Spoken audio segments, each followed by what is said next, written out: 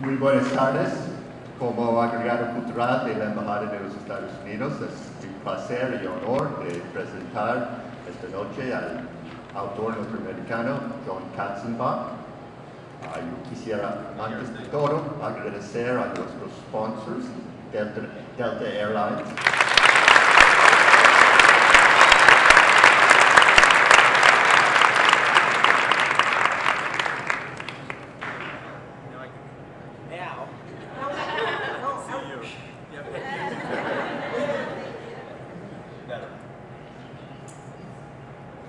Hola, buenas noches.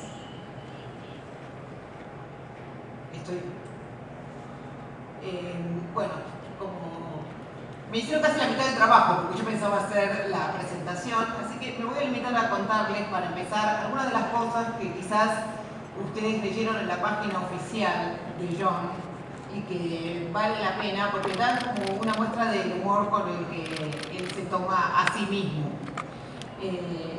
Además de contar como toda la parte oficial, su carrera, todo esto que nos acaban de decir, él dice que cuando se dio cuenta de que en un taller de escritura creativa, de que lo único que tenía para escribir, el único tema sobre el que se le ocurría escribir, era que era joven y tenía ganas de escribir, y que eso le parecía que no le iba a interesar a nadie, entonces fue y se buscó un trabajo en un diario. Encontró un trabajo en un diario que se llamaba Trenton, en New Jersey, donde nació por otra parte, y le pagaban $110 por semana. Y ahí cubrió un poco de todo, estas cosas que hacen como al mito, ¿no?, de John Katzenbach. Pero en algún momento parece que tuvo algún pequeño problemita con su editor y lo echaron más o menos violentamente, diciéndole que para lo único que servía para escribir el pronóstico, pero no el pronóstico completo, sino la parte que sale en la tapa que dice, por ejemplo, mañana nublado. Él no lo dice así, pero yo creo que por lo menos sus primeras 5.000 páginas deben haber sido respuesta a ese editor, cuyo nombre no da. Bien, de ahí, bueno, ya saben, se fue al Herald de Miami, donde cubrió lo que él llama Crimen y Castigo, o sea, todas estas series donde tomó algunas de esas ideas que llevó a los libros, y luego que se ve que se quedaba pensando a la noche. Ayer estábamos cenando con él y su mujer, y yo me preguntaba cómo duerme esa mujer a la noche.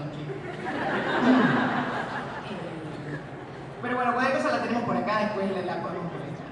Así que bueno, voy a dejar de hablar yo, voy a tratar de dejarlos un poco con él. Y en realidad, la primera pregunta que voy a hacer, aprovecho de tener 1000 personas para preguntarle algo que me interesa a mí. Que es, o sea, él lo dijo muchas veces en términos conceptuales, pero yo quiero los detalles. ¿Cómo fue que te dijo, bueno, voy a dejar el periódico, voy a dejar un sueldo fijo, voy a dejar una cierta certeza y me voy a dedicar a escribir unas historias que nunca se sabe qué va a pasar? Quiero los detalles. Yo estaba en la cama, a la mañana había sol, los chicos estaban afuera, ese tipo de cosas.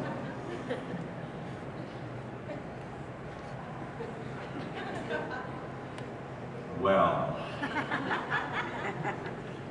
why did I leave the newspaper world?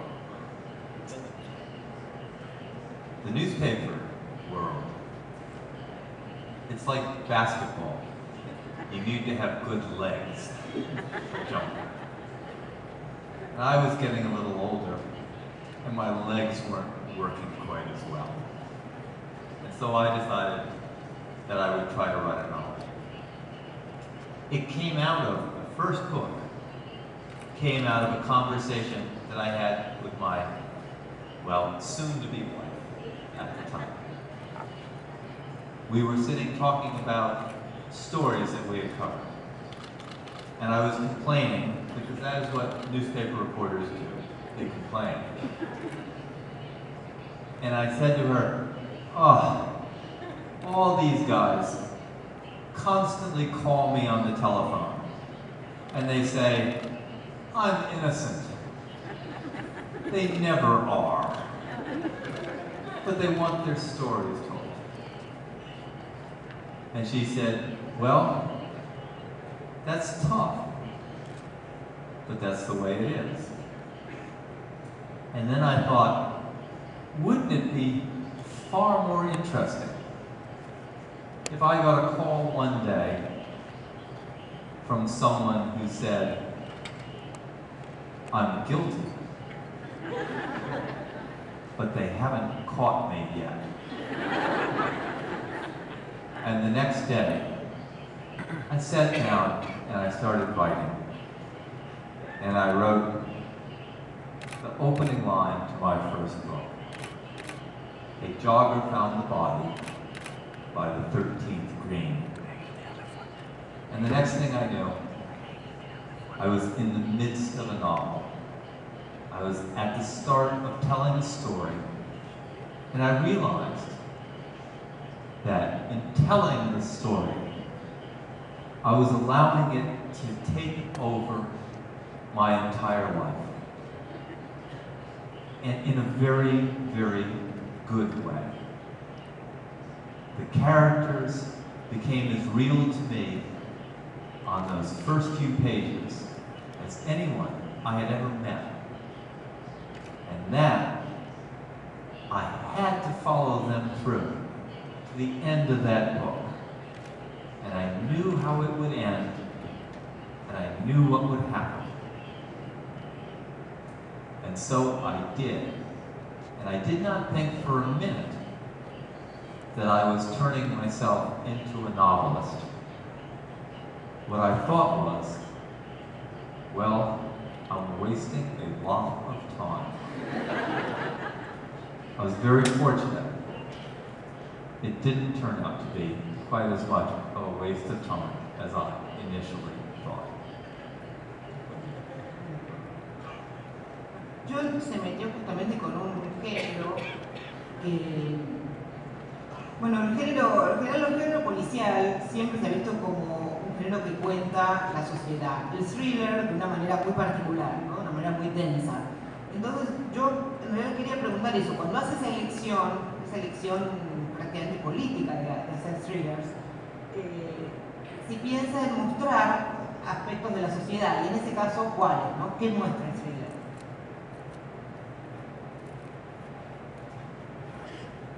Actually, the great thing about writing thrillers is that it is the easiest avenue to social commentary there is. Because when we write thrillers, we take the elements of drama, good versus evil, and in my case, slightly good versus maybe really bad. You know, and sometimes very, very many shades of gray in between. I need to tell you, aside, I never like my good guys to be all good, and I don't like my bad guys to be all bad, even when they are serial killers. There are many redeeming qualities in serial killers, and I'm just sure that you all aren't familiar with all of them, but that's not what we're talking about here. Anyway, the answer really is that crime, because it creates this kind of elemental drama, it also allows you as a writer to subtly inject into the story